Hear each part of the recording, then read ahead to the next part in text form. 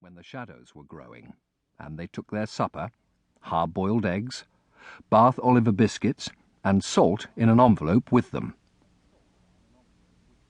3 cows had been milked and were grazing steadily with a tearing noise that one could hear all down the meadow, and the noise of the mill at work sounded like bare feet running on hard ground.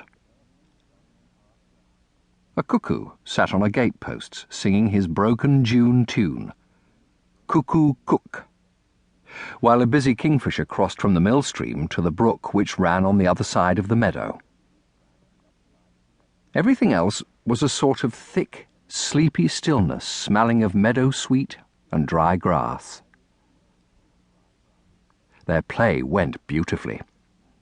Dan remembered all his parts, Puck, Bottom, and the 3 fairies, and Una never forgot a word of Titania, not even the difficult piece where she tells the fairies how to feed Bottom with apricots, ripe figs, and dewberries.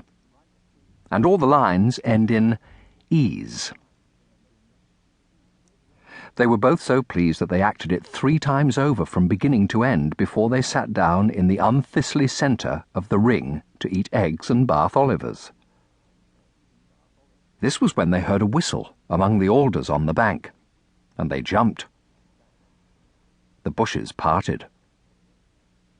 In the very spot where Dan had stood as Puck, they saw a small, brown, broad-shouldered, pointy-eared person with a snub nose, slanting blue eyes, and a grin that ran right across his freckled face.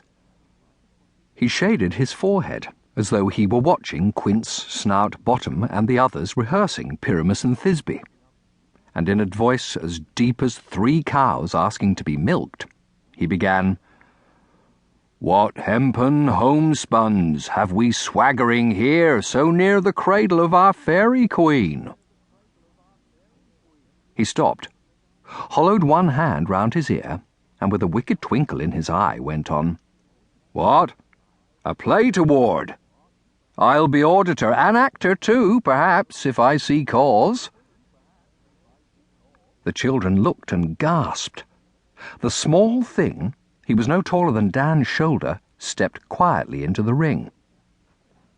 "I'm rather out of practice," said he, "but that's the way my part ought to be played." Still the children stared at him, from his dark blue cap like a big columbine flower to his bare, hairy feet. At last he laughed. "Please don't look like that. It isn't my fault. What else could you expect?" he said. "We didn't expect anyone," Dan answered slowly. "This is our field." "Is it?"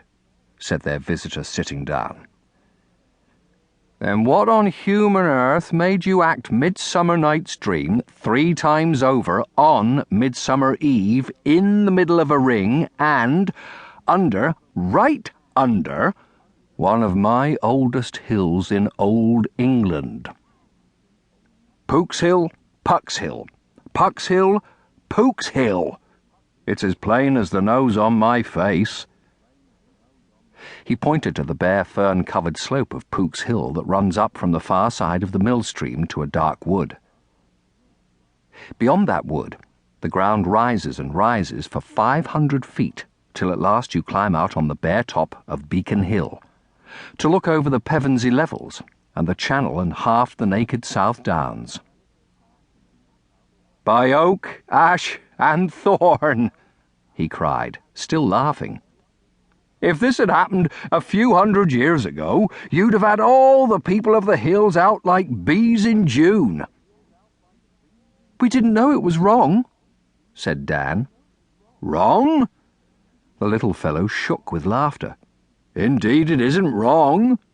You've done something that kings and knights and scholars in old days would have given their crowns and spurs and books to find out. If Merlin himself had helped you, you couldn't have managed better. You've broken the hills! You've broken the hills! It hasn't happened in 1,000 years." We didn't mean to," said Una.